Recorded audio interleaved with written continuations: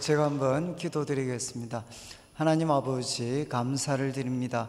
오늘 저녁부터 또 축복 성회를 저희들이 시작합니다. 성령님께서 함께하여 주시옵소서. 성령께서 교회들에게 하시는 말씀을 들을 수 있는 귀하고 복된 시간 되게 하여 주옵소서. 주 앞에 드려진 하나님 또 감사와 간구의 제목들이 있습니다. 주님께서 기억하여 주시고 만배로 응답하여 주시옵소서. 감사를 드리며 살아계신 예수님의 이름으로 기도드립니다. 아멘.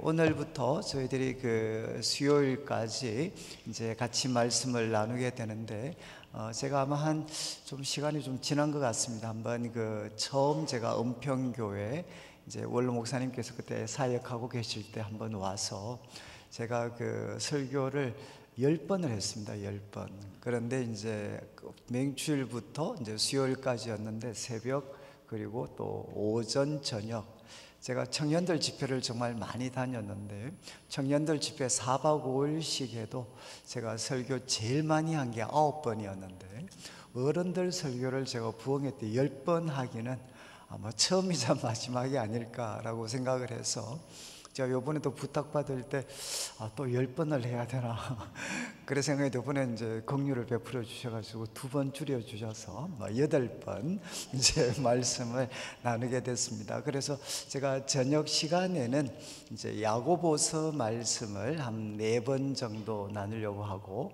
그리고 이제 새벽과 이제 오전 한 번은 이제 요한복음과 또 사도행전에 있는 말씀을 한 2번 정도 나누어서 좀 이렇게 설교를 하려고 합니다.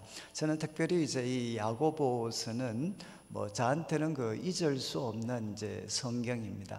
저는 원래 전공은 물리학과였습니다. 물리학과 대학을 들어갈 때는 저는 이제 물리학과로 대학을 들어갔는데, 그런데 이제 내수동교회 대학부라는 곳에서 저는 학번은 83학번입니다. 83학번인데 그래서 저희들 때는 공부는 거의 하지 않고 데모만 했던 그런 이제 대학 시절을 보냈었는데, 저는 참 그리스도인으로서 참 많은 혼란을 겪었습니다. 그래서 우리 그리스도인들이 어떻게 살아야 되나, 그래서 참 하나 깨달은 것은 하나님 말씀이 진리고 이 진리의 말씀을 잘 이렇게 연마해서 이 하나님 말씀의 칼로 우리가 좀 시대를 이렇게 수술하고 고칠 수 있는 그런 사람이 됐으면 좋겠다라는 그런 마음들을 우리 선배들에게 이렇게 배우게 됐습니다. 그래서 저는 나름 이제 대학을 다닐 때 하나님 말씀을 통해서 좀 이 시대의 모습을 이해하고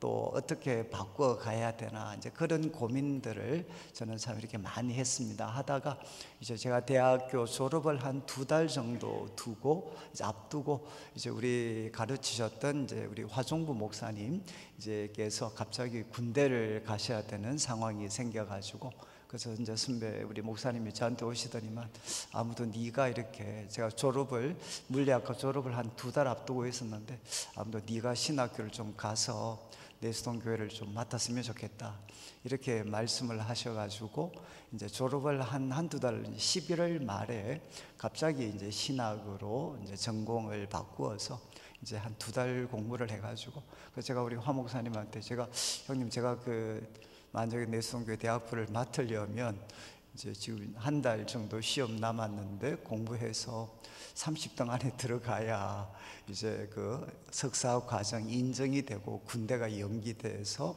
제가 대학부를 맡을 수 있는데, 이제 한두 달 공부를 해서 제가 물리학과에서 신학으로 바꿔가지고 30등 안에 들어갈 수 있겠습니까? 그러니까 또 우리 화 목사님께서 시험은 저같이지만 믿으면 또 할 수 있다, 하나님이 도와주시면 할 수 있다, 그렇게 해서 제가 이제 참 하나님께서 기적적인 은혜를 베풀어 주셔서 이렇게 좀 성적이 좀 좋게 나오고, 그리고 이제 신학으로 갑자기 바꾸게 됐습니다. 그리고 이제 내수동교회 대학부를 이제 25살 때 이제 여름에 제가 내수동교회 대학부 전도사를 맡게 됐습니다.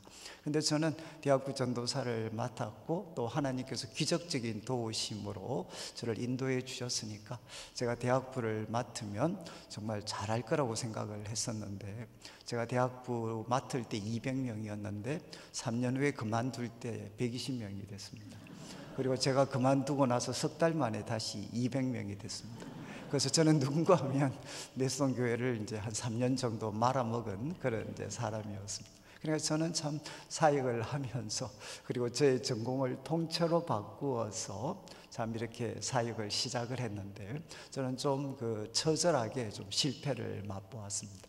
그러다가 이제 저는 항상 고민이, 왜 기독교, 특별히 우리 이제 복음주의권 우리 교회가 이렇게 소위 높은 그런 좋은 형편에 있는 사람들을 돕고 왜 어려운 사람이 있는 곳으로 잘 가지 않는가.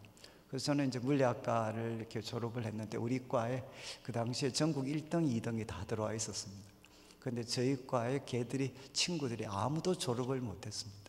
다 데모하다가 잘려가지고, 그래서 정말 똑똑한 애들인데 다 이렇게 졸업을 못했습니다.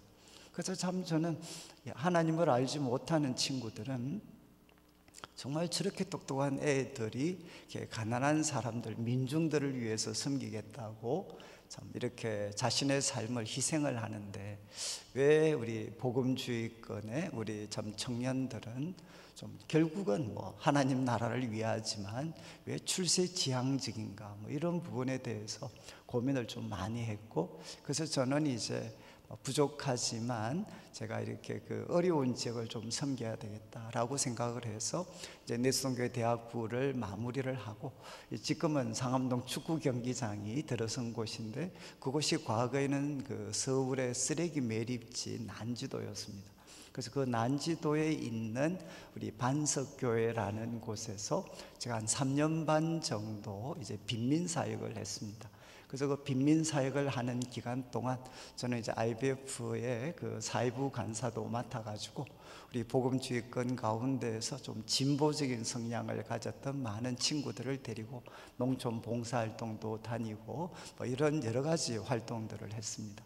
저는 그래서 그곳에 있으면서 소위 이제 참 복음을 가지고 또 우리 믿는 사람들이 세상을 좀 좋은 모습으로 바꿔보자라는 청년들과 같이 있으면서 참 많은 토론을 했고, 또 때로는 참 노선투쟁과 관계되는 것들도 치열하게 같이 하기도 하고, 그러면서 이제 제 마음에는 도대체 우리 그리스도인들, 특별히 복음주의적인 우리 청년들, 성도들은 이 세상을 도대체 어떻게 살아야 하나 하는 것이 항상 저에게는 이제 무거운 숙제와 같았습니다. 그리고 이제 저는 또 난지도에서 저와는 전혀 다른 형편에, 어쩌면 좀 밑바닥에 처해 있는 많은 성도들을 함께 섬기면서 이제 참 제 마음에는 도대체 이제 이분들이 가지고 있는 이 삶의 수많은 문제들, 내가 목회자로서 어떻게 도울 수 있고, 교회나 또 교회 밖이나 끝없는 싸움과 다툼, 분쟁이 있는데 어떻게 하면 이것을 잘 극복을 해서 이렇게 올바른 변화의 그런 모습으로 교회도 세상도 갈 수 있도록 도울 것인가, 이런 고민들을 저는 난지도에서 많이 했습니다. 그러다가 이제 제가 IBF의 사회부 간사라는 직책을 맡으면서 우리 간사님들과 이제 소위 본문 성경 공부를 하게 됐고, 그래서 성경을 이제 본문을 공부하는 법들을 제가 배우면서 이제 첫 번째 공부했던 성경이 야고보서였습니다. 야고보서. 그래서 저는 이제 그때 난지도에 있었기 때문에 이제 난지도 주민들은 다 아침 일찍부터 밤늦게까지 다 밖에서 험한 일을 하시는 분이어서 이제 이 낮 시간에는 시간이 주어져서 이제 제가 연대 도서관에 가서 이제 성경을 한 구절을 읽고 또 그 구절에 대해서 제 생각들을 기록하고, 그래서 이 야고보서와 제가 좀 소위 실험을 하면서 제가 가졌던 질문, 도대체 이 삶의 수많은 문제들, 또 이 세상의 수많은 모순들을 어떻게 하면 올바른 방식으로 대처할 수 있고, 또 특별히 교회가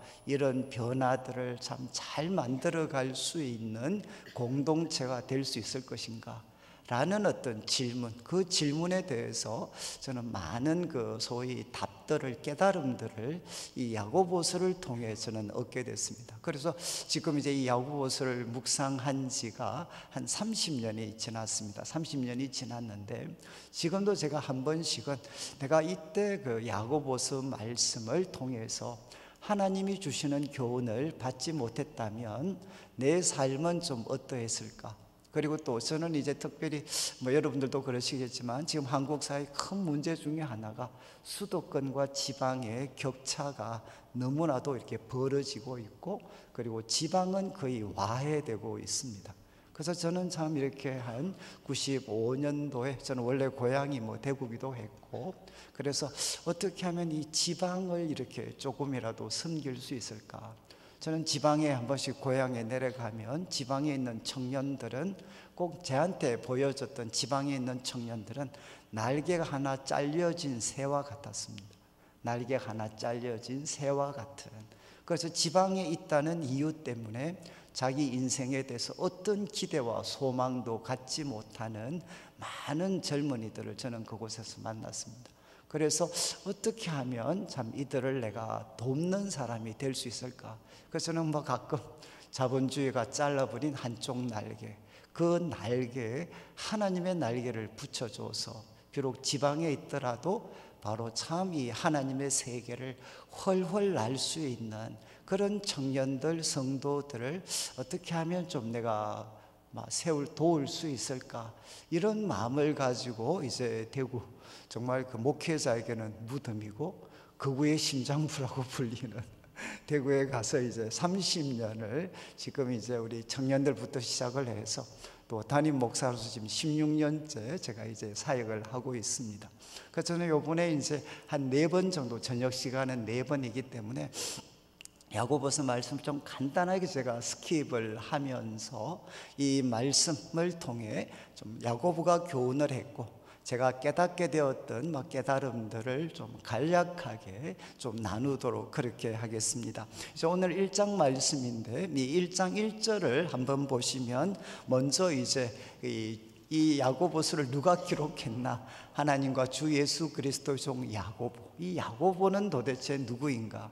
여러분 성경에도 야고보가 여러 명 나옵니다. 예수님 제자 중에 이미 2명 야고보가 등장하는데 여기 나오는 야고보는 예수님의 제자가 아니고 바로 예수님의 이제 동생이죠. 예수님의 육신의 동생 야고보입니다. 야고보. 근데 이 야고보는 제 개인적인 생각으로 야고보는 어떤 인물이었나? 예수님을 너무 잘 알기 때문에 예수님을 참 믿기 어려웠던 사람.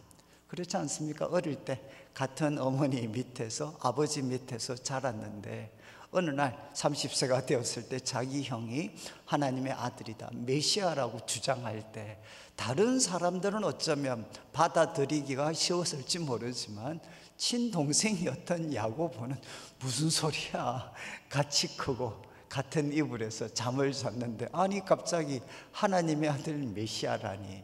저는 제 개인적으로는 이 야고보는 참 동생으로서 예수님을 너무 잘 알았기 때문에 예수님을 믿기 어려웠던 사람이었을 거다.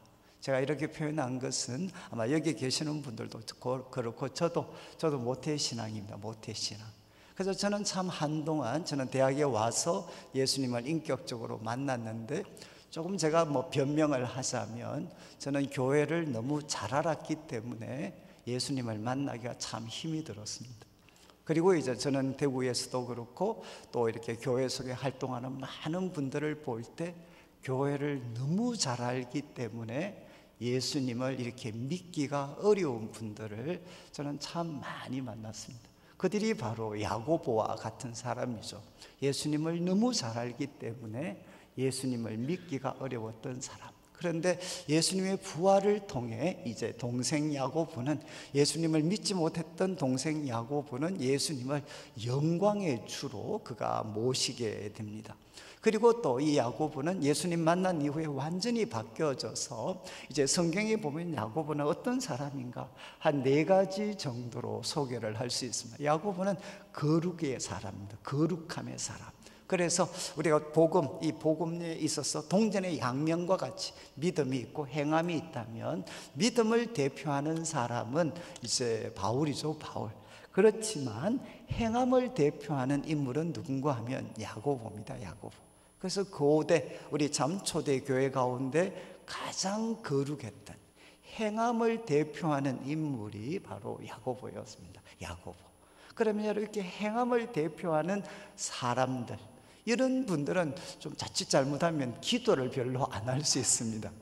근데 야고보는 여러분 기도의 사람이었죠. 여러분 야고보의 별명이 뭔 줄 아시죠? 야고보는 낙타무릎.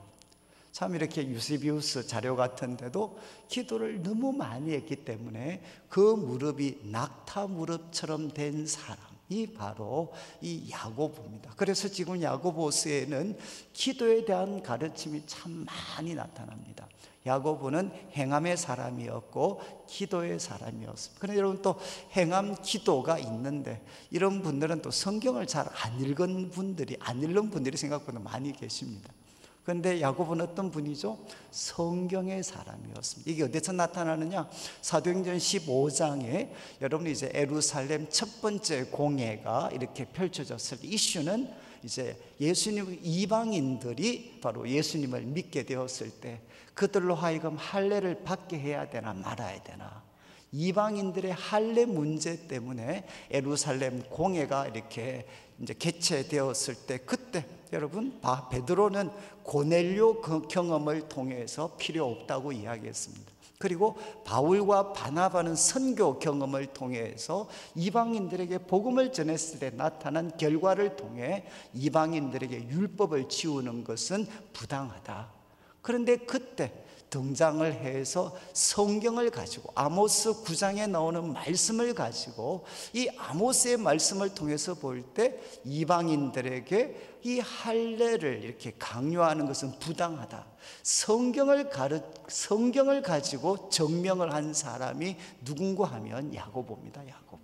여러분 베드로, 바울과 바나바는 선교 경험을 통해서 이야기를 했다면, 성경을 가지고 이 이방인들에게 할례 무거운 짐을 지울 필요가 없다라는 것을 강변했던 인물이 바로 야고보입니다. 그러니까 야고보는 정말 성경의 사람이었죠. 그리고 그뿐만 아니라 여러분 행함, 그리고 또 기도, 말씀, 이 사람의 이미지가 좀 어떻습니까? 좀 경직돼 보이지 않습니까? 저는 어릴 때부터 우리 부모님들, 어릴 때부터 어른들한테 너는 참 융통성이 없다라는 말을 많이 들었어요. 저는 지금도 융통성이 뭔지를 모르겠습니다. 여러분 지금 말씀, 기도, 행함, 그러면 뭔가 이렇게 지혜와는 상관없는 사람 같지 않습니까? 그런데 이 야고보는 어떤 사람이었느냐?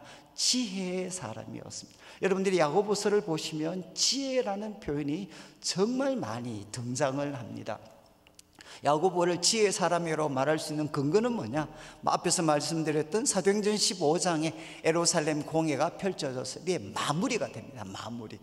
이제 선교 경험, 말씀을 통해서 봤을 때 더 이상 이 이방인들에게 할례 무거운 짐을 지을 필요 없어. 그래서 할례 지울 필요 없어 라고 결론을 내리는데, 그때 여러분 지금 조상적부터 읽었던 성경 때문에 이것에 대해서 마음에 불편함을 느끼는 유대인들이 있다.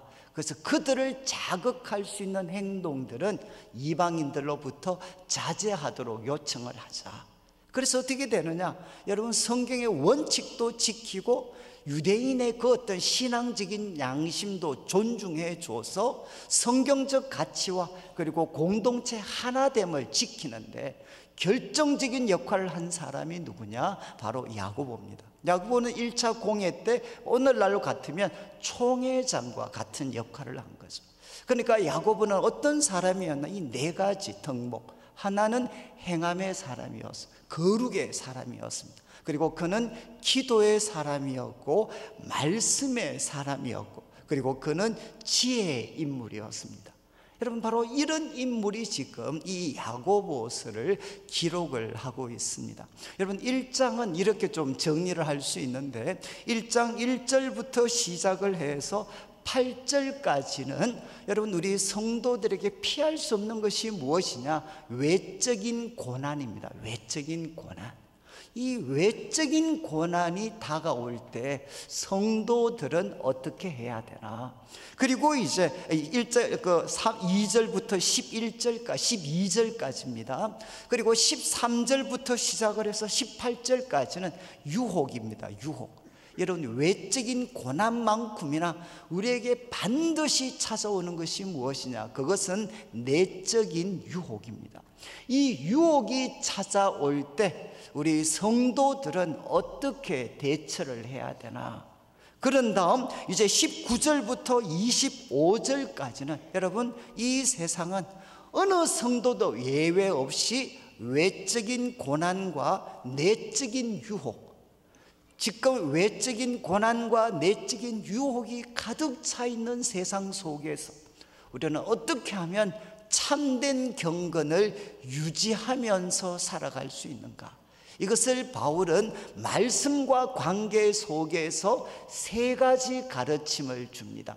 그리고 마지막 26절과 27절은 이제 야고보서의 주제가 되는 말씀인데, 참된 경건은 도대체 무엇인가? 우리 그리스도인들이 반드시 가져야 될 참된 경건의 모습은 무엇인가 하는 것을 26절과 27절에서 마무리를 하게 됩니다. 자, 그러면 이제 2절 말씀을 한번 보시면, 우리 자막을 한번 비춰 주시면 좋겠는데, 형제들아, 이제 너희가 여러 가지 시험을 당하거든. 여러분, 여기 시험이라고 번역한 이제 이 헬라어 단어는 페이라스모스라는 단어인데 이중적인 뜻을 갖고 있습니다. 외적인 고난 아니면 내적인 유혹, 이게 다 포함된 단어입니다. 그런데 이 단어가 외적인 고난을 의미하는지 아니면 내적인 유혹과 관련이 있는지는 문맥을 통해서 확인을 해야 됩니다. 자, 그런데 지금 이제 사도가 이야기하는 거죠. 내 형제들아, 너희가 여러 가지 시험을 당하거든. 그런데 여기에 우리가 조금 이렇게 좀 우리가 뭐라고 할까, 좀 착각할 수 있는 것은, 여러 가지 시험을 당하거든, 이 의미가, 어감이 어떤 의미가 있습니까? 이제 좀 if의 의미가 있는 것 같지 않아요? 여러 가지 시험을 당한다면, 이런 어감을 우리에게 줍니다. 그런데 전치사, 접속사는 if가 아니고 when입니다. when. 여러 가지 시험을 만날 때, 이 차이가 뭐겠습니까? if라면 만날 수도 있고 안 만날 수도 있습니다. 그렇죠? 그렇지만 when, 바로 때의 뜻을 가졌다면 이것은 무엇이냐? 반드시 찾아옵니다. 우리 성도들의 삶에는 반드시 외적인 고난이 반드시 찾아옵니다. 여러분, 모양은 다양하죠. 때로는 건강을 잃는 모습, 경제적인 어려움, 관계적인 어려움, 모양은 다르지만 반드시 우리 성도들, 이 세상을 살아가는 성도들에게는 외적인 어려움이 찾아오게 됩니다.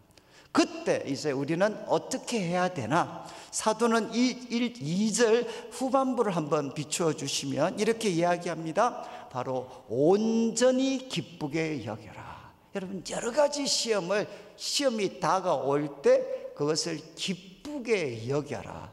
참 이 재밌는 말이죠. 기뻐하라, 이렇게 되어 있지 않습니까? 여러 가지 시험을 만나거든 기뻐해라, 이렇게 되어 있지 않아요? 기쁘게 여겨라. 이것은 무엇입니까? 의지적인 작용이다. 의지적인 작용. 전혀 기쁘지 않는데 기쁘게, 의지를 사용해서 기쁘게 여기라는 거예요. 기쁘게 여겨라.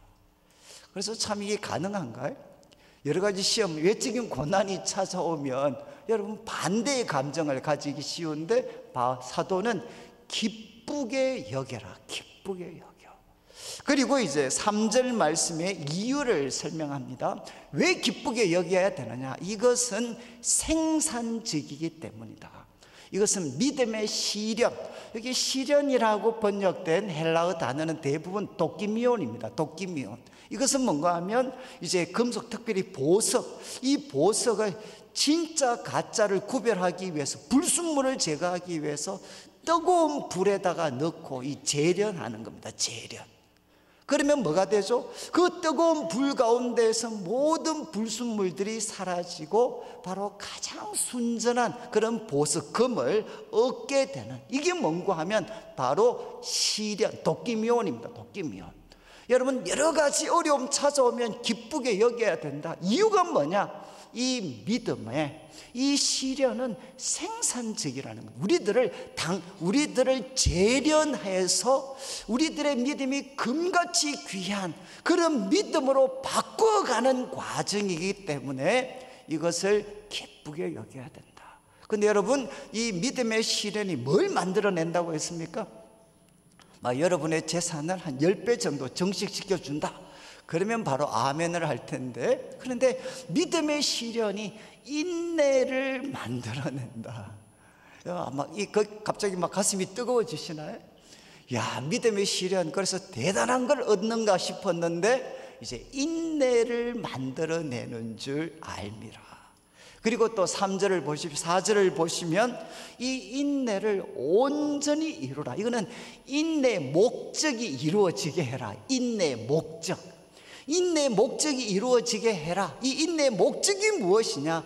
온전하고 구비하여 조금도 부족함이 없는 사람으로 만들어 주기 때문에, 여러분, 이 믿음의 시련이 우리로 하여금 바로 온전하고 구비하여 조금도 부족함이 없는 사람으로 만들어주는 생산적인 것이기 때문에 이 여러 가지 시험이 오면 기쁘게 여겨라, 이렇게 야고보는 교훈을 합니다.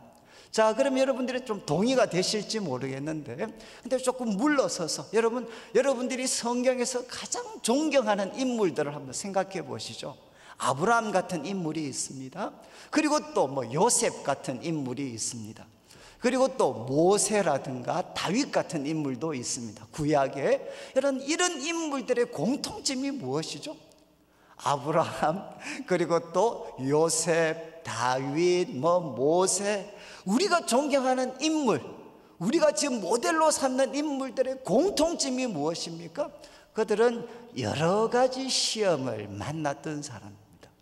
그리고 그 여러 가지 시험 속에서 무엇을 생산해낸 사람이냐? 인내를 만들어낸 인물들이었어요. 아브라함 한번 생각해 보십시오. 애 하나 놓는데 몇 년 걸렸습니까? 25년 걸렸습니다. 76생의 부르심을 받아서 이삭 태어나는데 25년이 걸렸어요. 그리고 또 여러분이 아시는 것처럼 요셉 같은 사람 한번 설명을 드리겠습니다. 요셉 뭡니까? 정말 빡빡이었잖아요. 요셉 정말 많은 고난 속에서 마침내 정말 인생 반전이 이루어졌던 사람이 요셉이죠. 여러분, 많은 시험 가운데서 인내를 만들어낸 사람, 모세 같은 사람 똑같지 않습니까? 40년 동안 처가살이 했잖아요. 처가살이. 그리고 또 다윗 같은 사람, 사울 밑에서 얼마나 고생을 했습니까? 여러분, 우리가 성경 가운데서 가장 존경하는 위대한 인물들의 공통점이 무엇이냐? 그들은 바로 여러 가지 시험을 당했고, 그리고 그 시험을 통해서 그들은 인내를 만들어냈고, 그 인내 과정 속에 그들은 어떤 사람으로 바뀌어졌느냐? 온전하고 구비하여 조금도 부족함이 없는 사람으로 그들은 세워졌습니다. 여러분, 이것들을 바라볼 때 여러 가지 시험이 오면 여러분 기쁘게 여기라는 거죠. 왜? 이유가 무엇입니까? 하나님이 나를 다듬으시려고 하시는구나. 하나님께서 바로 정말 다윗처럼, 아브라함처럼, 모세처럼, 요셉처럼 하나님이 나를 다듬으시려고 작정을 하셨구나 라고 받아들이고, 이것을 믿음의 시련이라고 받아들이고 기쁘게 여겨라. 여러분, 그래서 제가 이 말씀 이후에는 제가 어떻게 했는가 하면, 여러 가지 어려움이 오면 제가 하는 일이 뭔가 하면, 여러분 이렇게 이빨을 한번 깨물어 보시죠. 이빨 한번 깨물어서 이렇게 한번 웃어보는 겁니다. 이빨 딱 깨물고, 기쁘다. 이빨 깨물고 있잖아요. 기쁘다. 전혀 안 기쁜데 이빨 깨물고 기쁘다. 왜?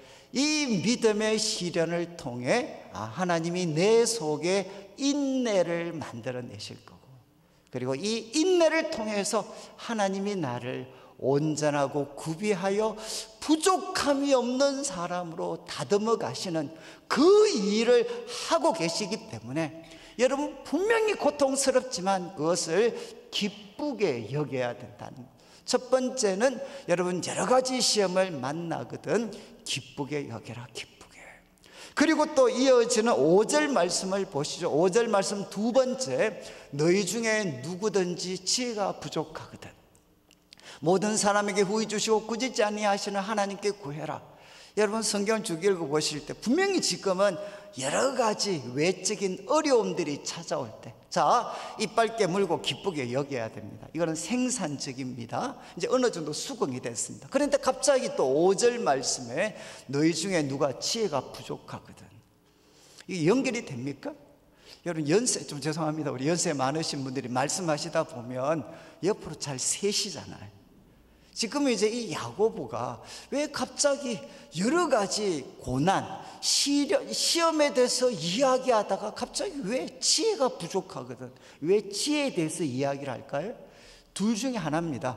야고보 사도가 연세가 드셔서 옆으로 세셨다 라고 받아들일 수도 있고, 또 하나는 다른 선택은 깊은 의미가 있다, 깊은 의미가 있을 거다. 어느 쪽을 받아들여야 되겠습니까? 후자 쪽이죠. 깊은 의미가 있을 거다. 왜 갑자기 여러 가지 시험에 대해서 이야기하다 왜 갑자기 지혜에 대해서 이야기하나? 혹시 여러분들도 많은 어려움들을 이렇게 겪어보셨을 텐데, 여러분 갑자기 예상하지도 못했던 엄청난 어려움이 찾아오면 여러분 어떤 생각이 드십니까? 이런 생각이 드시죠. 도대체 내가 어떻게 해야 되지? 지금 이 상황에서 내가 어떻게 해야 되지? 이 질문이 생기는 거죠. 이게 뭡니까? 유식하게 바꾸면 누구든지 지혜가 부족하거든. 이 지금 상황, 이 엄청난 어려움, 이 위기의 상황 속에서 내가 어떻게 해야 될지 모르겠거든. 이게 뭔가 하면 지혜가 부족한 겁니다. 그때 어떻게 해야 됩니까? 바로 하나님께 구하라는 것. 여기 구하라는 것은 현재 시제입니다. 현재 시제. 이 헬라어에서 현재 시제는 뭔가 하면 계속과 반복의 뜻을 가지고 있습니다. 하나님께 계속해서 구해라, 계속해서. 그런데 하나님은 누구십니까? 야고보가 친절하게 소개했습니다. 하나님은 모든 사람에게 후히 주시고 꾸짖지 않는 분이시다. 여러분 믿으시나요? 하나님 후히 주시나요? 과거에 우리 대구에 가면 아주 오래된 기도원이 있었고, 그 기도원 원장님이 계셨는데 그분이 하나님을 뭐라고 소개했느냐? 우리 하나님은 소가죽보다 더 질긴 분이시다. 이게 무슨 뜻이겠습니까? 하도 소가죽보다 질겨가지고 암만 기도해도 안 들어준다는 거예요. 혹시 여러분들 가운데도 그런 분 계시지 않나요? 하나님이 다른 사람 기도는 후히 주시는지 모르겠는데 내 기도는 악착같이 안 들어주신다. 혹시 이런 분들 계시지 않습니까? 그런데 지금 야고보는 우리한테 이야기합니다. 하나님은 누구시냐? 후히 주시는 분이시다. 그리고 여러분 하나님은 꾸짖지 않는 분이시다. 이거 한국 분들은 잘 이해하실 것 같은데, 저희들은 요즘은 학교 분위기가 달라졌지만 저희들 어릴 때는 수업 듣다가 질문하면 어떻게 되죠?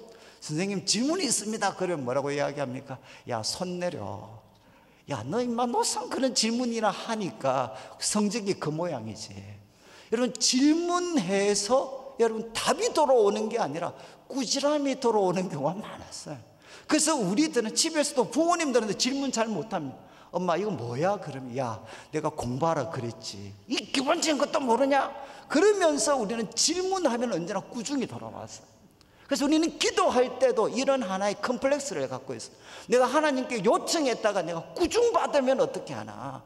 그런데 야고보 사도는 이야기합니다. 하나님은 누구신가?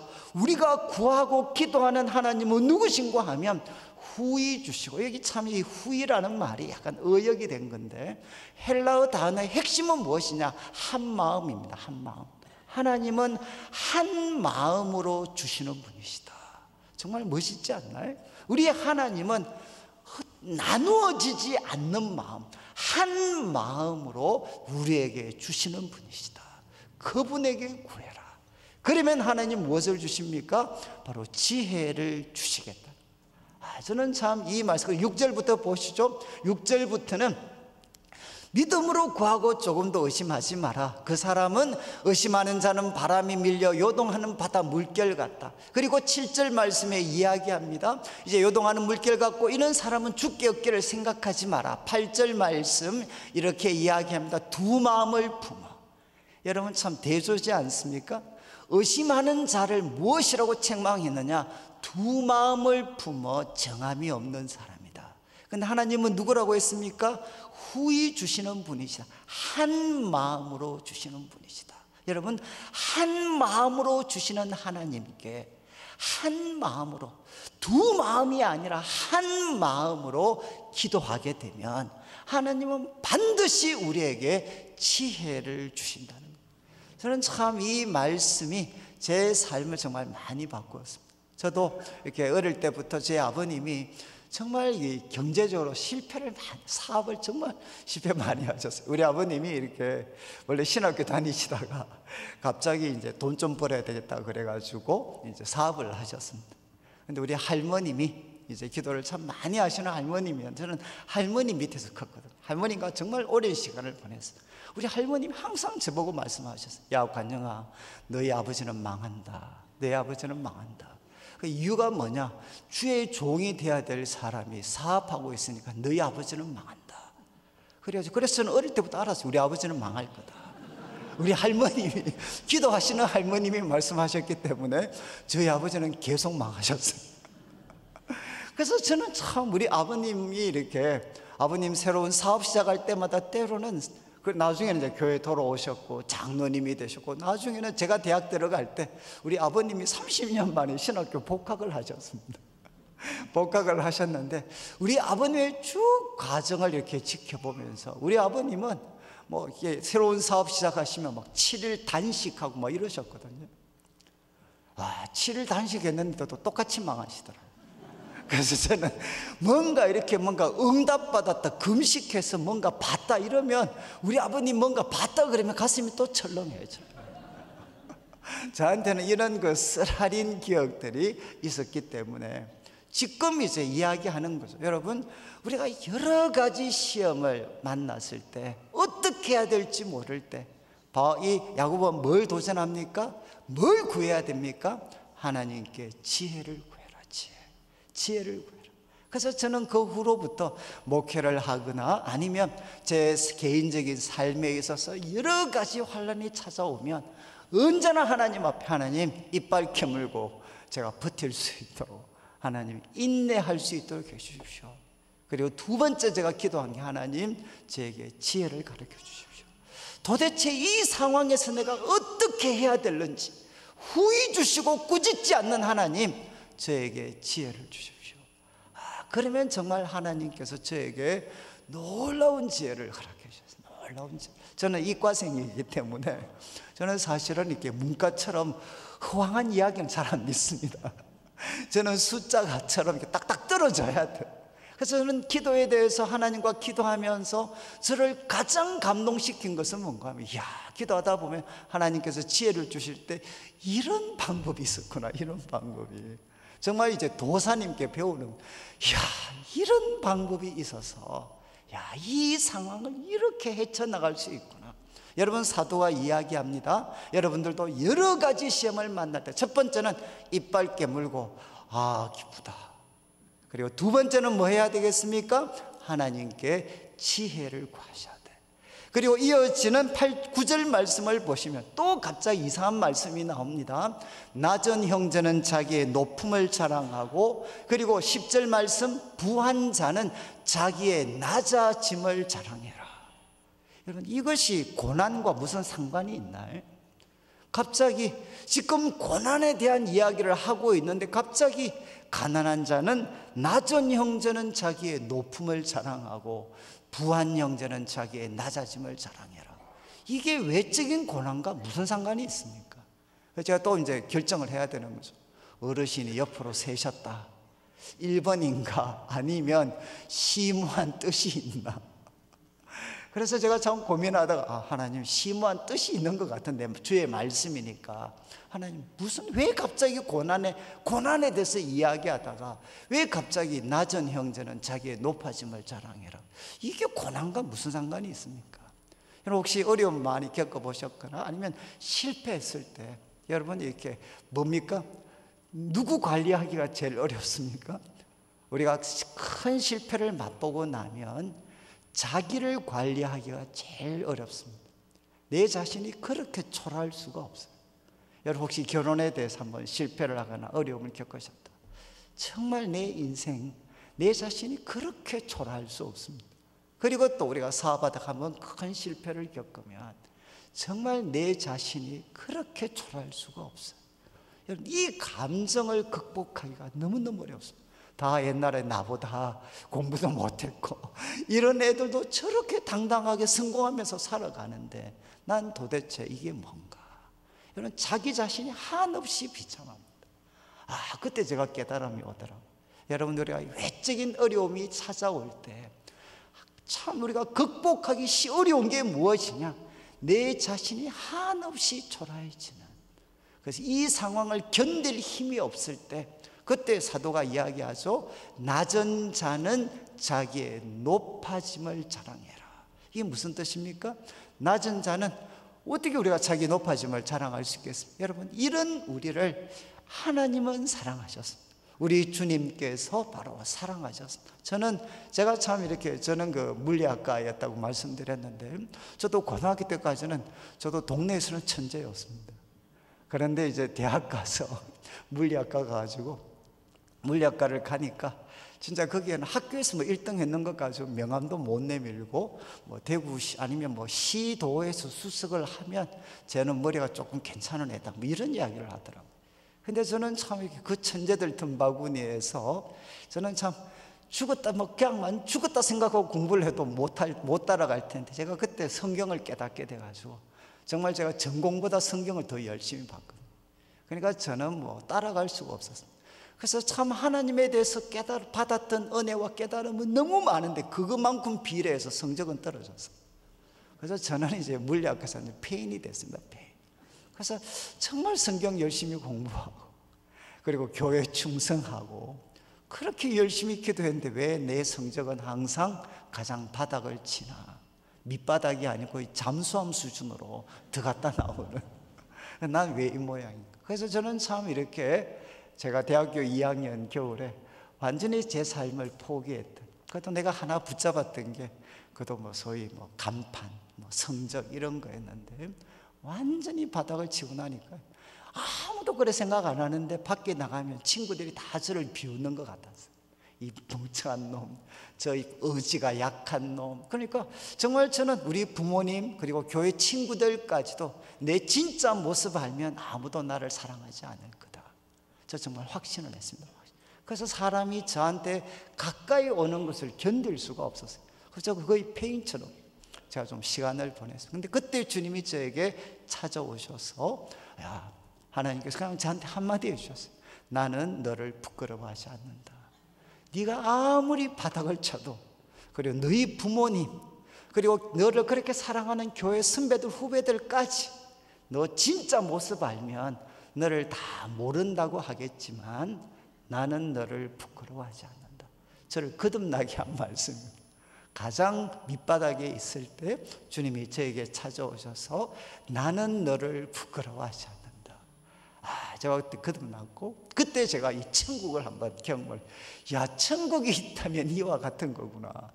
뭐 주님과 주님이 저를 기뻐하시는, 그리고 너는 내 사랑하는 아들이고 넌 참 의로운 자다, 이렇게 말씀해 주셨어요. 제 인생 최고의 날이었습니다. 그런데 문제는 하루 지나고 나니까 약효가 떨어져가지고 걷잡을 수 없는 질문과 의심이 제 속에서 일어났습니다. 너 어제의 경험은 그거는 뻥이야 뻥. 어떻게 거룩하신 하나님이 너 같은 모순 덩어리를, 불꽃 같은 눈동자를 가지신 분인데 어떻게 너 같은 모순 덩어리를 부끄러워하시지 않을 수 있냐? 말이 되냐? 거룩하신 하나님, 불꽃 같은 눈동자를 가지신 분, 근데 너는 모순덩어리인데 어떻게 너를 보고 부끄러워하지 않을 수 있냐. 이 말이 되잖아요. 이거 말이 안 되는 거죠. 그래서 제가 하나님께 기도를 했습니다. 하나님, 사랑의 눈이 무엇이어서 거룩을 포기하셨습니까?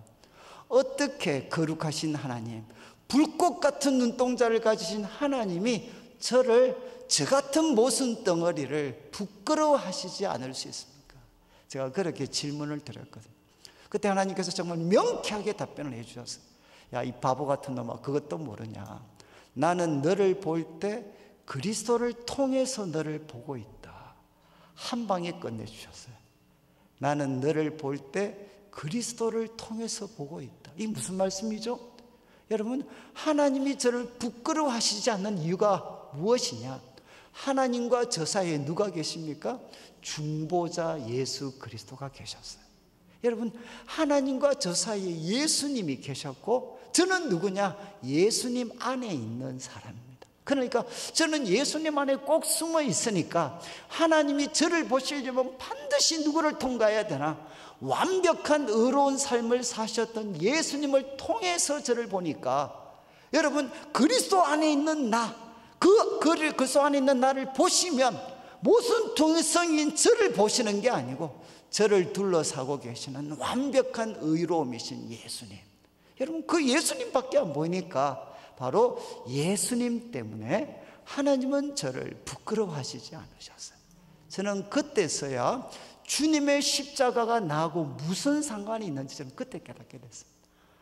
내가 예수님 안에 있으니까 하나님이 나 같은 모순덩어리를 보시고도 그분은 나는 너를 부끄러워하지 않는다. 예수님에게 들려주셨던 너는 내 사랑하는 아들이고 딸이고 나는 너를 너무너무 기뻐해. 정말 제가 그때 복음을 깨달았던 순간이었어요.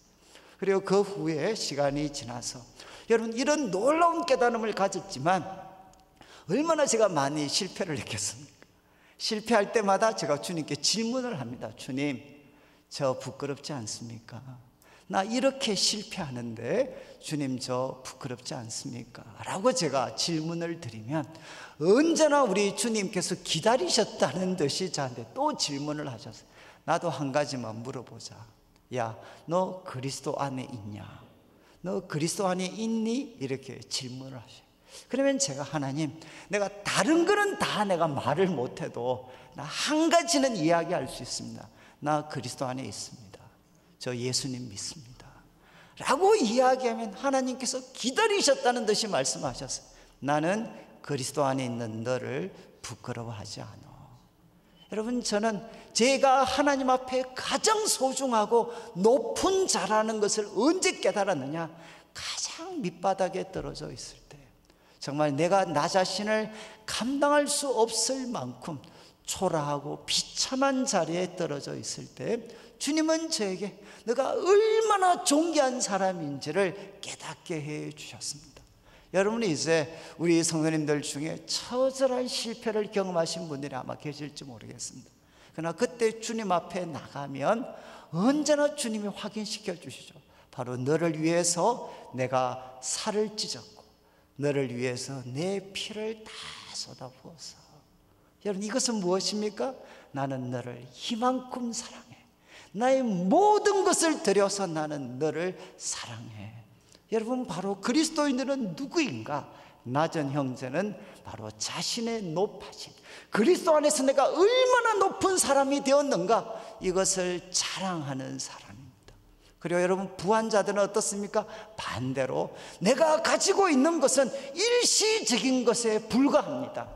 그래서 부한자들은 무엇을 자랑합니까? 자기의 낮아짐을 자랑합니다. 이것은 무슨 효과가 있죠? 이것은 예방적인 효과가 있습니다.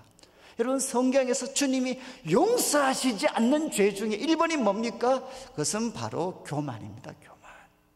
여러분, 우리 요즘 의학도 저는 잘 모르지만 아픈 사람 치료하는 것보다 더 중요한 게 무엇이죠? 예방하는 거잖아요. 예방하는 거. 여러분, 부한 자는 주님 앞에 설 때마다, 예배 드릴 때마다 무엇을 자랑해야 되나? 하나님, 나의 모든 것은, 나의 나된 것은 하나님의 은혜입니다. 그리고 저는 낮은 자입니다. 그래서 부한 자는 자기의 낮아짐을 자랑하는 공동체가 무엇이냐? 바로 교회입니다. 교회. 여러분, 지금 교회는 사실은 참 이 반대 모습인 경우가 많아요. 여러분, 교회도 누가 자랑하나? 부한 자들이 자랑하고 낮은 자들은 더 비참해지는 공동체가 어느새 교회가 되어져 버렸습니다. 그러나 성경은 뭐라고 이야기하느냐? 낮은 자는 자기의 높아짐을 자랑하고 부한 자들은 자기의 낮아짐을 자랑하는 공동체가 바로 교회라는 겁니다. 자, 이제 세 번째 야고보 사도가 이야기했습니다. 그래서 우리는 고난이 찾아올 때 여러분, 그리스도 안에 있는 나의 존귀함이죠, 자존감을 지키셔야 돼. 자존감. 그리고 나서 12절을 한번 보십시오. 12절에 시험을 참는 자는 복이 있다. 시험을 견디어낸 자가 주께서 자기를 사랑하는 자들에게 약속하신 생명의 면류관을 얻을 것이기 때문이다. 여러분, 2절과 12절 하나의 인클루지오라고 해요. 수미상관. 여러분, 앞에도 인내라고 이야기했죠. 여기도 시험을 참는 자가 복이 있다. 이런 표현을 씁니다. 시련을 견디어낸 자. 이게 무슨 도끼미온이거든. 도끼미온.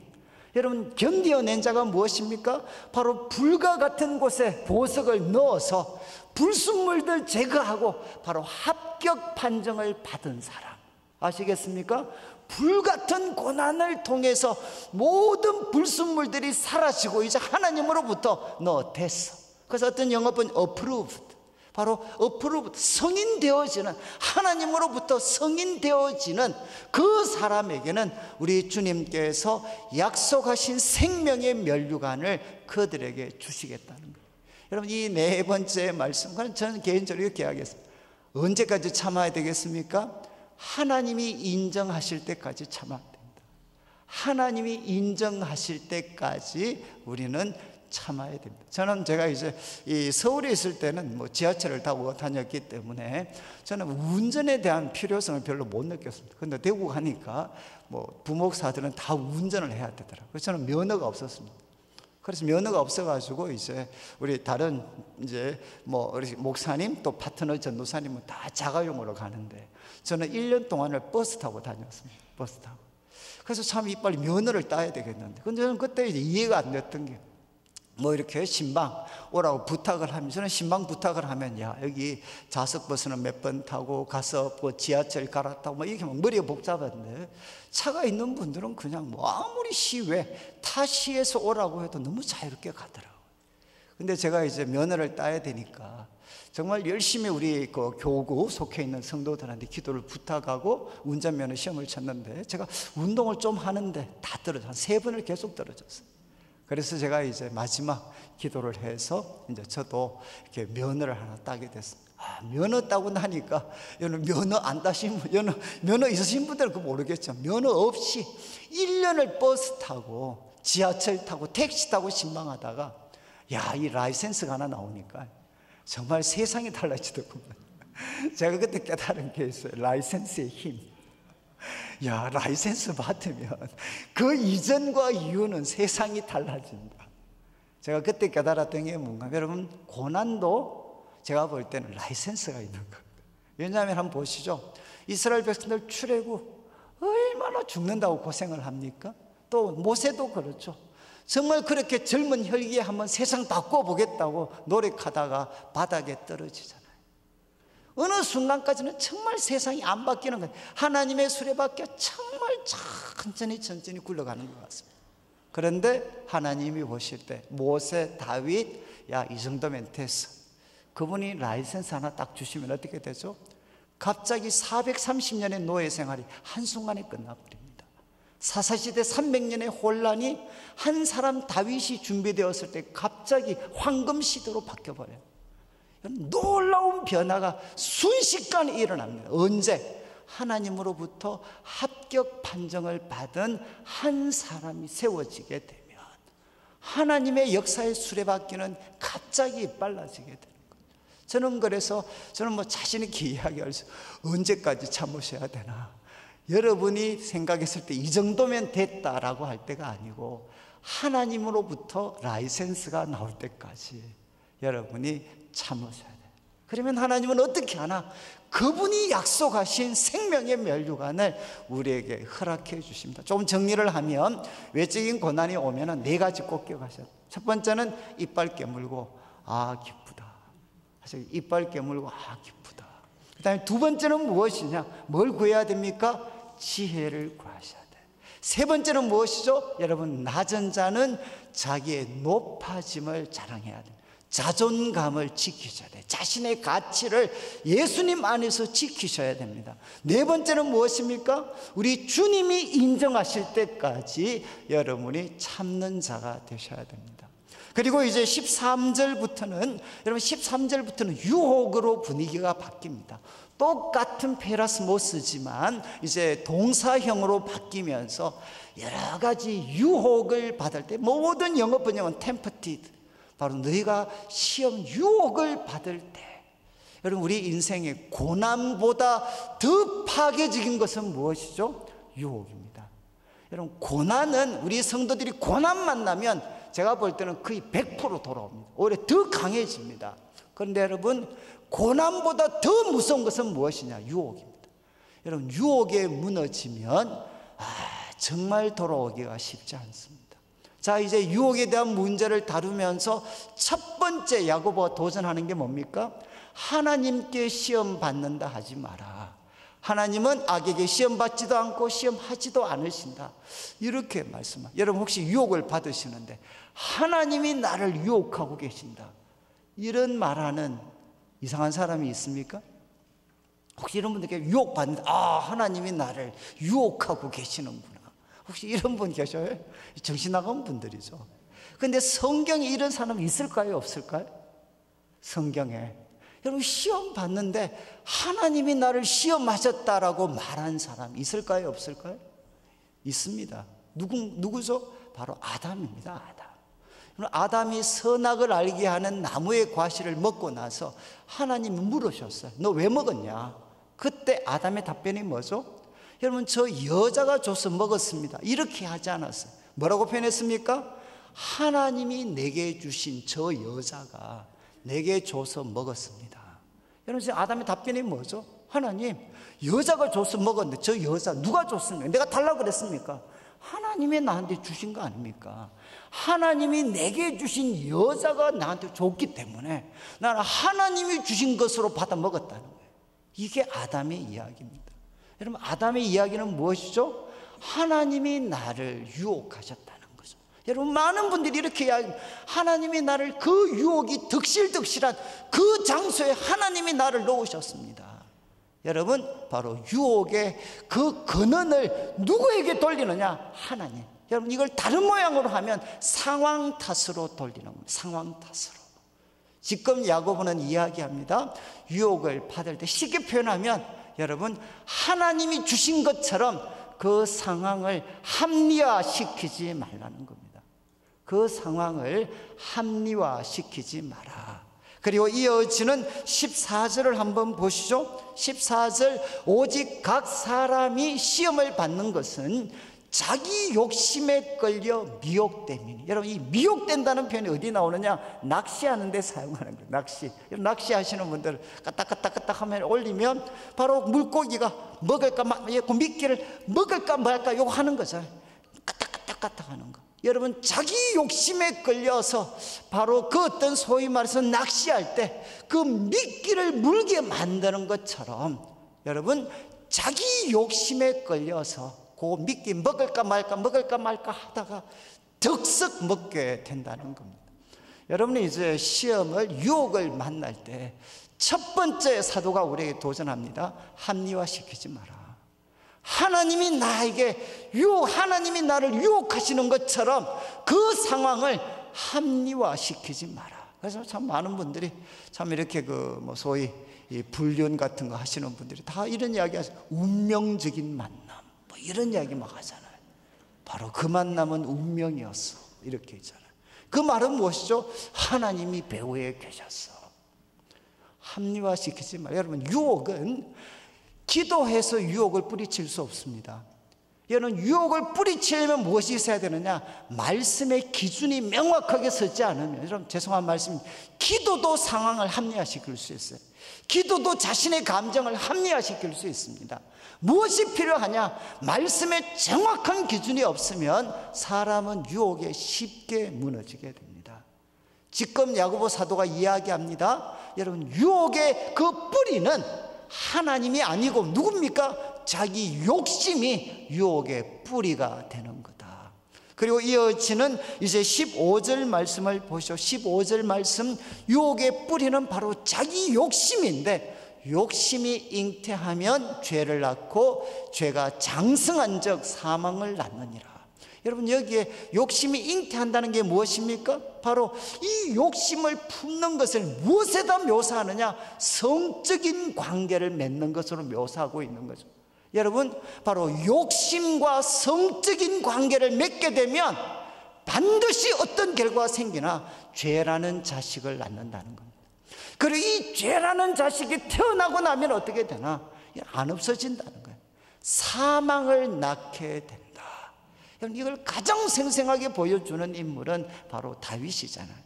여러분, 다윗이, 여러분 모든 후참, 밑에 있는 사람들은 전쟁 나갔을 때, 암몬과 전쟁 나갔을 때 그때 잠을 충분히 자고 늦게 일어나서 산책하다가 무엇을 봤습니까? 바로 여인이 목욕을 하는 걸 봤습니다. 이거는 죄가 아닙니다. 여인이 목욕하는 걸 봤어요. 문제는 무엇입니까? 바로 그 욕심을 바로 품고 관계를 맺기 시작을 합니다. 그래서 계속 이야기하면 도대체 저 여자는 누굴까? 우리 같으면 전번만 좀 알아주면 좋겠다. 뭐 이런 식으로 있잖아요. 그래서 도대체 저 사람 어떻게 하면 연락처 알다가 그 다음 뭐합니까? 그 연락처를 알았으면 내가 한 번만 만날 수 있으면 좋겠다. 그리고 한 번만 만나는데 둘이만 있으면 좋겠다. 이렇게 하면서 점점 어떻게 되죠? 계속해서 관계가 깊어지는 거죠. 그러니까 어떻게 됩니까? 욕심과 관계를 맺게 되면 반드시 죄라는 자식을 가지게 됩니다. 그리고 이 죄라는 자식을 갖게 되니까 결국 다윗이 어떻게 됩니까? 이 죄의 씨앗을 없애려고 발부동을 쳤지만 결국 어떻게 되느냐? 완전 범죄를 계획하게 되는 거죠. 남도 죽이고 자기도 죽게 되는. 그래서 이 다윗의 인생은 밧세바 이전과 바로 이후로 갈라지잖아요. 여러분, 밧세바 이전은 영광과 거룩함이 가득 찼지만 밧세바 이후는 어떻게 되나? 칼이 그 집을 떠나지 않습니다. 여러분, 이제 두 번째 야고보가 도전하는 게 뭡니까? 유혹이 얼마나 파괴적인가, 욕심과 관계를 맺는 게 얼마나 파괴적인가 하는 것을 기억해야 된다는 겁니다. 그리고 16절 17절을 한번 보시죠. 16절 13번째, 내 사랑하는 형제들아 속지 마라, 속지 마라. 그리고 17절 이렇게 이야기합니다. 온갖 좋은 은사와 온전한 선물은 다 위로부터 빛들의 아버지께로부터 내려온다. 뭘 속지 말라는 겁니까? 여러분, 사람이 속으면 어떻게 된다는 거예요? 온갖 좋은 은사와 온전한 선물은 어떻게 얻을 수 있다고 생각하는 거죠? 속게 되면 내 욕심을 통해서 얻을 수가 있다 라고 생각하는 게 바로 속임수라는 겁니다. 각양 좋은 은사와 온전한 선물은 나의 욕심을 통해서 내가 얻을 수 있다고 생각하는 것, 이것이 바로 속임수입니다. 야고보는 이야기합니다. 여러분들이 가지고 싶어하는 온갖 좋은 은사와 완벽한 선물, 여러분의 인생과 후손을 복되게 할 수 있는 온전한 선물은 욕심을 통해서 쟁취할 수 있는 게 아니고 다 위로부터 빛들의 아버지께로 내려오는 거다. 이 말은 무엇이겠습니까? 하나님이 주시는 거다. 그분은 변함도 없고 그분은 작은 어두움도 없으신 분, 바로 그분에게 각양 좋은 은사와 온전한 선물은 우리에게 주어진다. 세 번째 이야기했습니다. 속지 마라. 그리고 네 번째 18절 말씀에 이제 바울은 이렇게 야고보는 이야기합니다. 그가 피조물 중에 우리로 첫 열매가 되게 하시기 위해서 자기의 뜻을 따라 진리의 말씀으로 우리를 낳았다. 이건 무슨 뜻이겠습니까? 우리는 누구냐? 그리스도인인 우리는 누군가 하면 유혹에 굴복해서 살기에는 너무나도 존귀한 사람이다. 제가 이제 제 남동생이 하나 있는데, 제 동생이 이제 저보다 2살 밑입니다. 지금 목사가 됐는데, 제 동생이 중학교 한 3학년 때 정도에 이제 수련회를 가서 은혜를 받았습니다. 그래서 동생이 그 후로 중학교 한 3학년 때 이후로부터는 그냥 예배 마치고 나면 교회 교육관에 내려가서 기도를 하면 그냥 1시간씩 기도를 했어요. 저는 예수님 믿으면 사람이 바뀐다는 것을 처음 목격한 게 제 동생이었어요. 정말 무섭더라고요. 야, 예수님 만나고 나니까 기도를 하게 돼요. 제가 동생 따라서 기도 갔는데, 동생은 주구장창 기도를 잘하는데 저는 막 온갖 용과 악을 다 써도 이제 눈 뜨고 나면 3분 지나가 있고, 그래서 한 50분 이상 동생 기도 끝나기만 기다리고 있고. 그런데 저는 동생이 기도의 사람으로 바뀐 것도 놀라웠지만, 이런 동생이 정말 그렇게 욕심 많았던 제 동생이 사랑의 사람으로 바뀌었어요. 그래서 제가 동생을 한 번씩 이렇게 구박을 하면, 내가 한번 딱 집어 시비를 걸면 동생이, 형님 왜 그러십니까? 이 한마디 하면 싸움이 더 이상 진전이 안 돼. 아무리 시비를 걸어도 형님 왜 그러십니까? 저는 참 그런 이야기입니다. 제 동생만큼 저를 사랑하고 귀하게 여겨줬던 사람이 없어요. 저 정말 제 동생이 저한테 자기 입으로 해서 나는 형한테 종처럼 형을 섬겼다고 그랬어요. 이게 제가 그게 아니라 걔가 은혜를 받아가지고 저를 그렇게 섬겼어요. 그래서 저는 이게 항상 왜 애가 갑자기 이렇게 획가닥했나.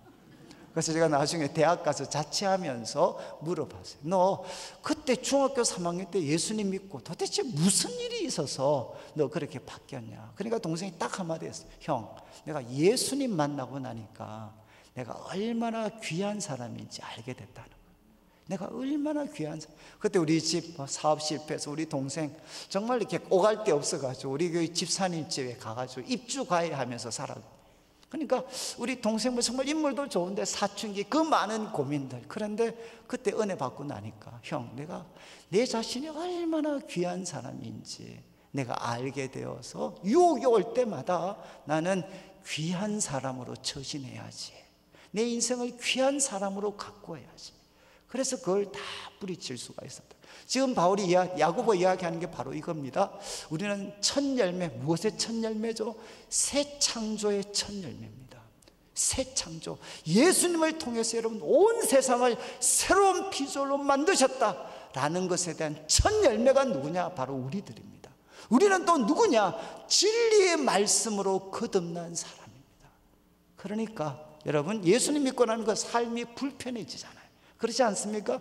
예수님 믿기 전에, 은혜 받기 전에는 너무나도 당연했던 행동이 예수님 믿고 은혜 받고 하나님 말씀이 살아있으면 마음이 너무 힘들어요. 왜? 우리는 진리의 말씀으로 거듭난 사람입니다. 우리는 누구냐? 새로운 창조의 첫 열매인 사람들이 바로 우리들이죠. 그래서 우리를 보면 사람들은 이 세상이 전부가 아니라는 것을 우리를 보면 그들이 느낄 수가 있어야 됩니다. 여러분, 우리는 누구냐? 유혹에 굴복해서 살기에는, 욕심에 굴복해서 살기에는 너무나도 귀한 존재라는 것. 좀 정리를 하면 우리들의 삶의 유혹은 피할 수가 없습니다. 그때 우리는 어떻게 해야 되나? 하나님이 나를 유혹하신 것처럼 여러분 상황을 합리화시키지 마십시오. 욕심의 뿌리는 하나님이 아니고 내 욕심에 있습니다. 그리고 두 번째, 욕심은 파괴적입니다. 우리 인생을 망가뜨리는, 철저하게 망가뜨리는 파괴적인 겁니다. 세 번째, 우리는 속지 말아야 돼. 우리가 원하는 온전한 선물, 각양 좋은 은사는 내 욕심으로 쟁취할 수 있는 게 아니라 빛들의 아버지이신 하나님이 주시는 겁니다. 그리고 네 번째, 우리는 누구냐? 여러분, 욕심에 굴복해서 살기에는 너무나도 귀한 새 창조의 첫 열매, 진리의 말씀으로 거듭난 사람들입니다. 이제 이어지는 19절부터는 제가 간략하게 말씀만 정리하고 마무리하겠는데, 유혹과 고난과 유혹으로 가득 찬 세상 속에서 어떻게 하면 우리가 참된 경건을 유지하면서 살 수 있는가? 이것은 한마디로 이야기하면 말씀과 바른 관계를 가져야 됩니다. 말씀과 바른 관계를 가져야 된다. 자, 그래서 19절을 보시죠. 내 사랑하는 형제들아, 유혹도 많고 고난도 많은 세상 속에서 우리는 어떻게 살아야 되나? 너희가 아는데 사람마다 듣기는 속히 하고, 그리고 말하기는 더디하며 성내는 것도 더디해라. 참 재밌죠, 이렇게. 여러분, 듣기는 속히 해라. 뭘 속히 들으라는 겁니까? 하나님 말씀 속히 들으라. 그 대신 말하는 것과 성내는 것은 천천히 해라. 여러분, 성내지 마라 이렇게 되어 있지 않습니다. 뭐라고 했죠? 성내는 것을 더디해라. slow to anger. 천천히 성을 내라. 천천히. 저는 참 이 말씀이 필이 고쳐. 이 말씀이 저를 거의 살리다시피. 저는 이렇게 약간 이 경상도 쪽 사람들이 욱하는 게 있거든요. 멀쩡하게 가만히 있다가 갑자기 막 욱해가 막 쏟아붓는 사람이 있어요. 그래서 대구 경상도에서 사역할 때 제일 힘든 게 뭐냐? 사람이 지금 화를 내는데 이게 이유가 뭔가? 지금 일인가? 1년 전 일인가? 5년 전 일인가? 그거 파악하는 게 진짜 어렵습니다. 아시겠어요? 그래서 저는 이 성내는 거. 그런데 야고보 사도에 성내는 거를 더디해라. 그래서 제가 이걸 어떻게 하느냐? 여러분, 요즘은 별로 그게 없는데 옛날에는 우리 운동 경기 보면 슬로우 비디오가 있었잖아요. 슬로우 비디오. 막 권투할 때 슬로우 비디오 하면 쫙 이렇게 가잖아요. 그래서 이거를 내가 화를 낼 때 슬로우 비디오로 화를 내야 되겠구나. 그래서 우리 집사람과 저는 동기였으니까 이게 서로 그냥 지금도 맘먹습니다. 그런데 이제 집사람이 저한테 한 번씩 막 이렇게 자극을 하면 제가 이야 이러다가 이제 이 말씀 깨닫고 나서부터는 이야 이 여자야. 그리고 우리 당회할 때도 장로님들이 한 번씩 뚜껑 열리게 하면 장로님. 저는 이렇게 하면 대부분 게임이 끝났어요. 성내는 거를 천천히 해라. 그래서 사람들이 제가 화나는 걸 언제 알겠습니까? 천천히 말하면 우리 목사님 지금 열받았구나. 이거를 이제 대충 다 알아채우셔요. 여러분, 성내는 거를 천천히 한번 해보시죠. 우리 나중에 내일 이제 또 직장 가셔서 또 밑에 사람들이 열불나게 하면 이게 아니라 이 사람들아. 그리고 아이들한테도 화낼 때 이놈아 이렇게 하지 말고 이놈아. 한번 해보시죠. 성내는 거 천천히 해라. 여러분, 지금 우리 경건생활, 우리 하나님 앞에 바로 살아가려면 빨리 할 것과 천천히 할 것만 구분하면 여러분, 우리는 경건하게 살아갈 수 있어요. 여러분들이 유혹이 있거나 어떤 어려움이 있든 빨리 해야 될 것은 무엇이죠? 하나님 말씀 듣는 거 빨리 해야 됩니다. 천천히 해야 되는 것은 무엇이죠? 성내는 것, 신세 한탄하는 거는 천천히 해라. 아이고 내 팔자야. 한번 천천히 한번 해보시죠. 자, 그런데 성내는 거 천천히 해라. 그런데 이어지는 20절을 보시면 이유를 설명합니다. 20절 참 중요한데, 왜냐하면 사람이 성내는 것이 하나님의 의를 이루지 못한다. 여러분, 이건 좀 빨간 줄 쳐놓으시면 좋은데, 여러분, 사람의 성내는 것이 하나님의 의를 이루지 못한다. 여러분, 제가 어릴 때부터 교회 생활을 했기 때문에 우리 어렸을 때 중고등부 때 낙이 모여놓은가 하면 어른들 이제 재직할 때 뒤에 몰래 숨어서 보는 거였어요. 그리고 이제 숨어서 보면서 친구들 다 아버님이 장로님, 권사님이시니까 부모님이 내기를 합니다. 오늘 재직할 때 싸울까 안 싸울까? 이거 가지고 내기를 해요. 근데 이제 내기를 했는데 그날 재직회를 하는데 분위기가 좋더라고요. 근데 갑자기 점잖은 우리 집사님이 일어나시더니 이런 이야기를 하십니다.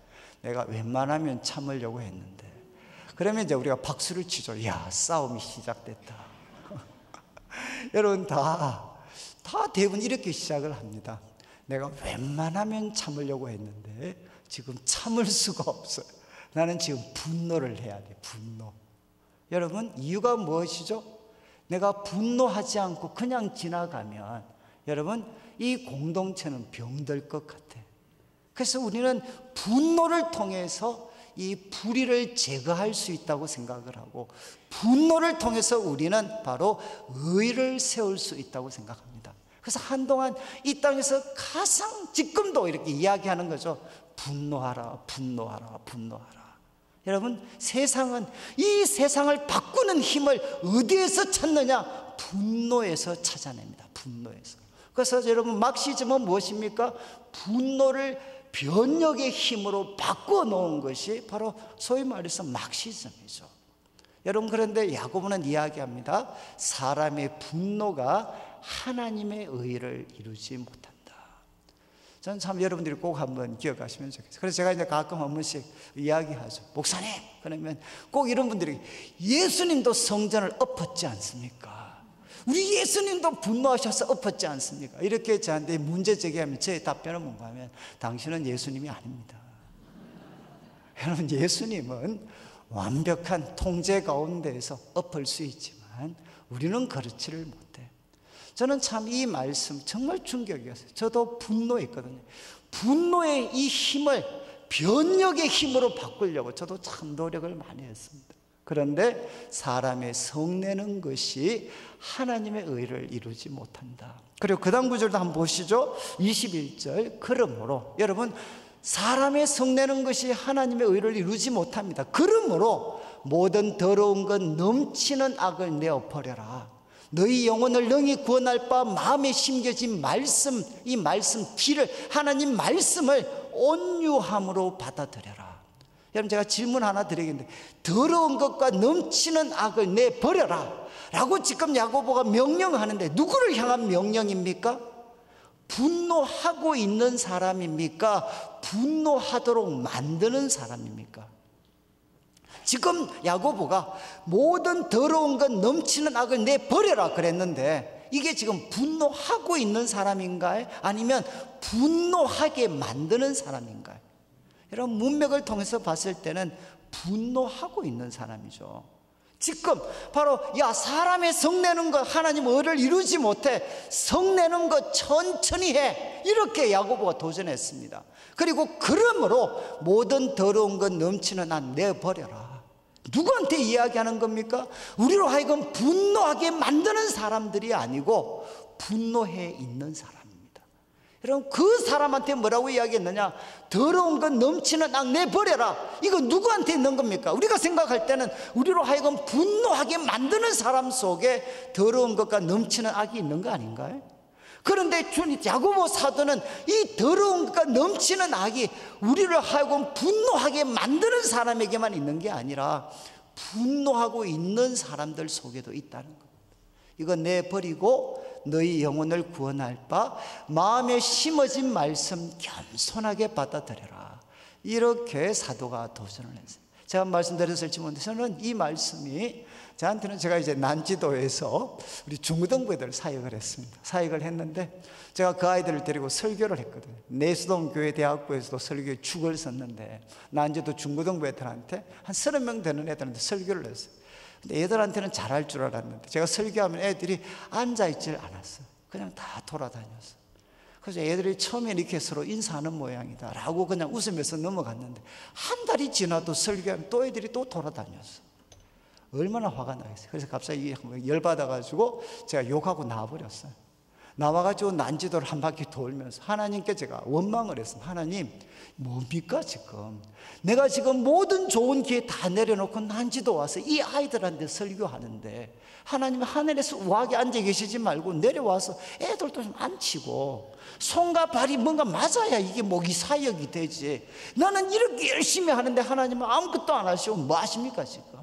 막 그러면서 하나님께 화를 막 냈어요. 그때 하나님이 제 평생 잊을 수 없는 말씀을 해주셨어요. 뭐라고 이야기하셨느냐? 야, 이놈아, 내가 네 설교 들어도 돌아다니겠다. 이거는 제가 평생에 잊을 수 없는 말씀입니다. 내가 네 설교 들어도 돌아다니겠다.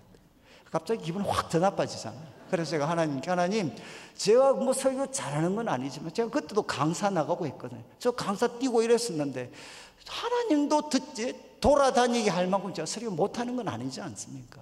그때 하나님이 저한테 도전을 하세요. 너 애들한테 무슨 설교했냐? 무슨 설교? 너 무슨 설교하고 있니? 라고 물었어요.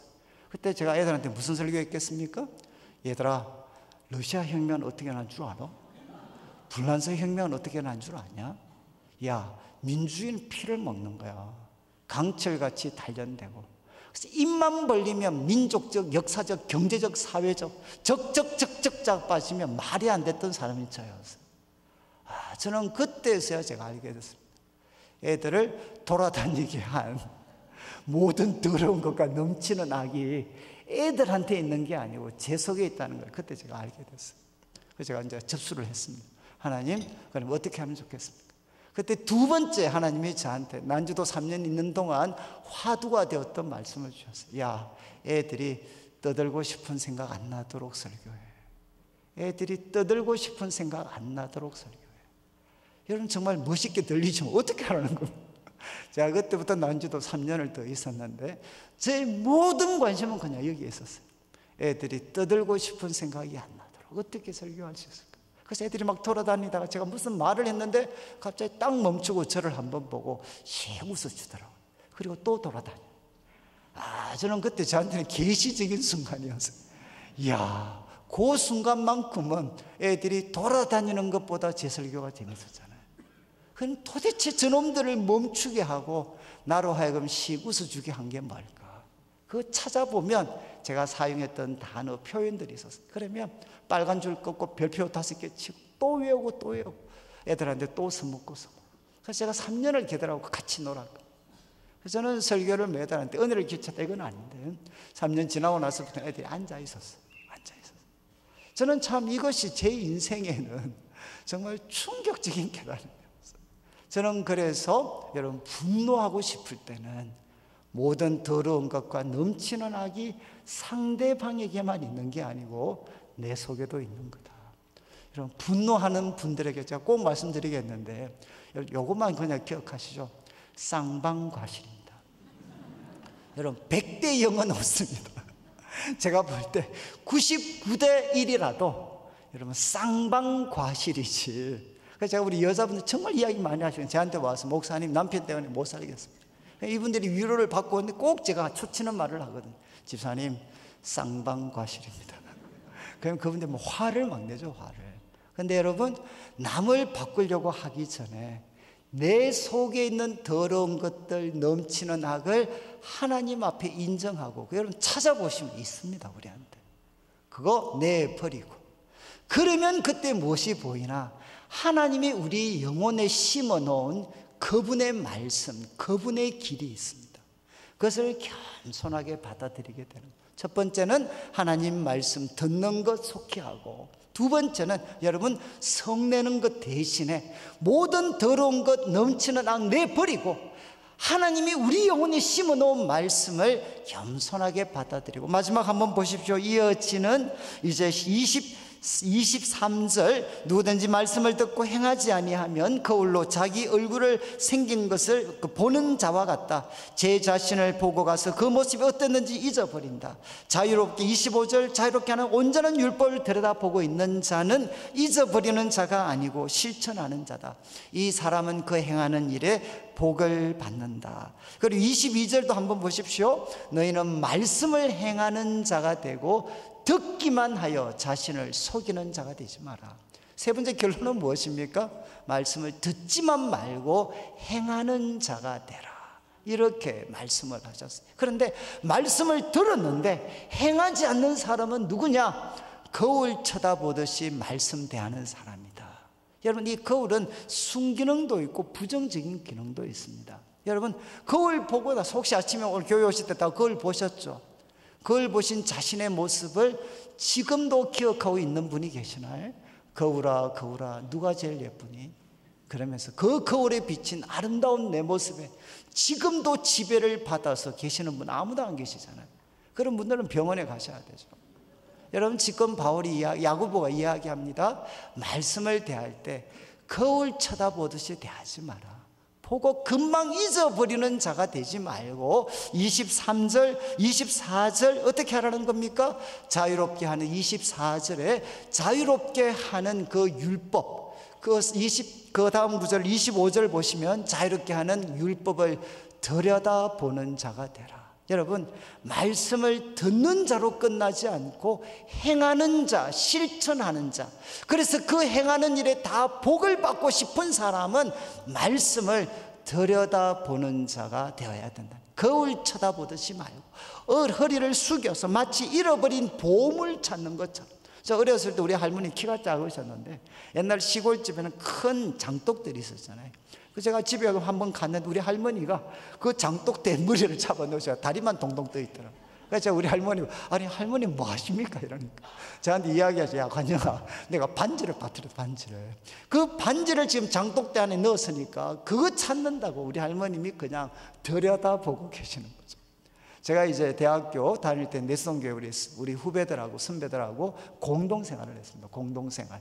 그래서 그때 제일 잘 우리가 살 때가 구로공단역 그 앞에 진짜 언제 허물어졌습니다. 절대 허물어지지 않았던 그 서민 아파트가 있었어요. 13평 아파트. 거기에 저희들이 이제 공동생활을 했는데, 여러분 그 옛날 아파트 혹시 기억하시나요? 쓰레기 어떻게 버리는가? 여러분 옛날 오래된 아파트 6층 제가 제일 꼭대기층에 있었는데 딱 뚜껑 열고 쓰레기 위에서 버리면 밑으로 떨어지잖아요. 여러분 바로 이런 아파트에서 제가 살았습니다.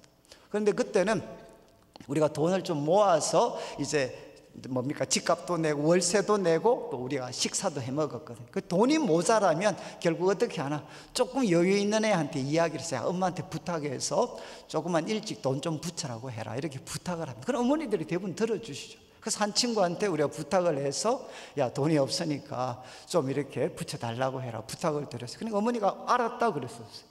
그런데 이제 한 이틀 지났는데 뭐가 왔느냐, 돈은 오지 않고 그냥 양말 몇 개가 이렇게 왔어요. 이제 종이로 이렇게 포장을. 여러분 지금은 온라인이지만 옛날에 어떻게 하셨습니까? 다 전보로 돈을 붙였습니다. 그때는 여러분 저희들 때는 이렇게 온라인 이런 건 없었어요. 그리고 또 뭐 계좌이체 이런 거 없었습니다. 그냥 전보로 돈을 붙였어요. 그런데 돈은 없고 양말만 있었어요. 그리고 우리가 예익하면서 이제 그 어떤 양말 같은 거 꺼내고 종이 그 포장됐던 거 다 이제 쓰레기통에 버렸죠. 그리고 엄마한테 전화해 봐라.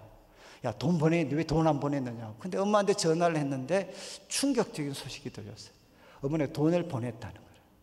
그럼 어디 보냈어, 어디? 그러니까 어머니가 돈을 소위 말해서 단도리를 잘 하신다고 그 뚜껑 밑에다가 테이프를 붙여서 거기에다 돈을 붙이셨어요. 돈을 넣으셨어요. 우리는 그걸 몰랐죠. 그래서 그 박스가 어디로 갔겠습니까? 쓰레기통에 떨어졌어요. 1층에 있는 쓰레기통 진짜 큽니다. 그 속에 온갖 그냥 쓰레기가 그 다 떨어져 있었거든요. 그때 우리가 어떻게 했겠습니까? 돈 찾아야죠. 그래서 랜턴 들고 다 같이 쓰레기통에 들어가서 그 쓰레기통 뒤졌어요. 찾았을까요? 못 찾았을까요? 찾았습니다. 그리고 돈 찾고 나서 돈은 오래 두면 안 된다 그래가지고 삼겹살 먹고 끝내버렸어요. 근데 끝내버렸는데 그때 지금도 기억해요. 쓰레기를 우리가 어떻게 했습니까? 쓰레기 속을 다 들여다봤습니다. 하나하나씩 다 들여다봤어요. 그래서 우리가 버렸던 그 종이 포장지가 있나 없나 그 쓰레기 다 들여봤거든요. 돈 찾았거든요. 그때 저희들이 회개를 했습니다. 하나님 말씀을 이렇게 들여다봤으면 여러분 우리가 문제가 있을 때마다 잃어버린 보물, 근데 반드시 있습니다. 그래서 잃어버린 보물 찾는 것처럼 하나님 말씀을 창세기부터 계시록까지 들여다보시면 그 속에 여러분 하나님이 준비하신 길이 있을까요? 없을까요? 반드시 있습니다. 저는 우리 아버님이 사부도를 내셔서 우리 가족도 완전히 그냥 다 흩어져서 엉망이 됐고 뭐 저도 뭐 여러 가지 부족함 때문에 온갖 어려움들 다 겪어왔는데 이런 상황에서는 하나님께는 길이 없는 줄 알았는데 말씀을 들여다봤을 때 야, 말씀에 놀라운 길이 있더라. 그리고 그 말씀을 붙잡았을 때 그 고난들을 다 이렇게 조금씩 해칠 수가 있었습니다.